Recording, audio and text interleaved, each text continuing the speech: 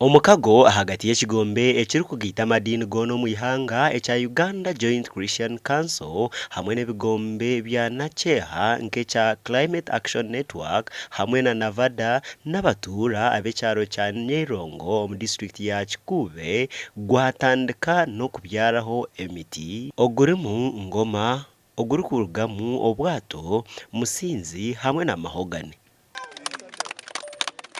Olwaleero tuzze kwongeramu abantu bafa amaanyi naddala abantu ababadde ku ground, abantu badde bennyini nga bebasituse ne bagezaako okutaasa ekibira. Ebi babyara aha kibanja ky'omuzigiti gwa Nyerongo kandi biine ekigendererwa ky'okubyara emiti 50,000 enjura kwera atandike kugwa okurigirira omuhandiiki wa UCC Right Reverend Costin Mbonabingi hamwe na Executive Director wa Climate Action Network Mrs. Provia Nanyonjo Vikman. Bugoma ekibira kyaitu kine emigaso mingi kandi Bugoma ekibira kyaitu mazimako kakuba tukimaraho nitwijjo kuba tulesere irungu omunango mu Western Region. Twagala okwebaza President eyavaayo n'awa directive nti abahoima sugar bazeewo ekibira kye baatematema. Kati tugenda kubalinda fefe nyinyi fe tusituse n'abatuuze nga bw'obalabye tugezeeko okutandika okuzaawo ekibira kino. Nibagira ngu ekigendererwa n'ekyokureebuka ngu bagirira karumwe hamwe n'okutunguura obuhwezi omu kucungura ekibira kya Bugoma okuruga omu bantu abarikwenda kukimaraho. Ate ng'amaanyi g'abantu kye twagala okugamba bannayuganda mwenna nti Uganda yammwe tolina muntu mulala kugirwanirira.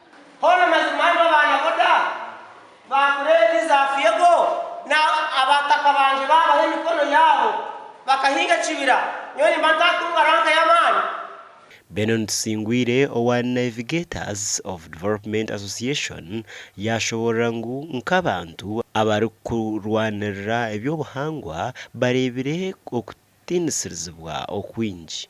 Ebitongole biri mu government birekora no mu bitongole bitari bya government abarakora ha bigambo bya environment kundi ubuhangwa tibashemiriyo mwe nabwo cyo nturwanisa kugira ngo tugaruraho butonde tutija kuba kuboko mu meisho mwe ninshaba kutwakuba bakwataniise na basiye mu giyoze abataru bamwe na bamwe groups ya Fiego na Voda Grade n'ebindi bitongore bikiri kwijana kani babase kutuyambaho kwatanisa nabo turi kugaruraho Bugoma forest omataka gitu na n'ekibira kituri kukibanja tukucyeta ukatubyara emiti Bugoma yitu etandikiraho mu cyareri kugaruka kuri yo mu forest yabirere okurigirira akuchondoza okwakozirwe 2019 aba Umoja Conservation Trust Uganda neferwa obuchweka 35 aharigana omu byobuhangwa abo abantu abarikwenda kuhinga abarikunagamu obubi oburukuruga omu makorero hamwe n'ebindi.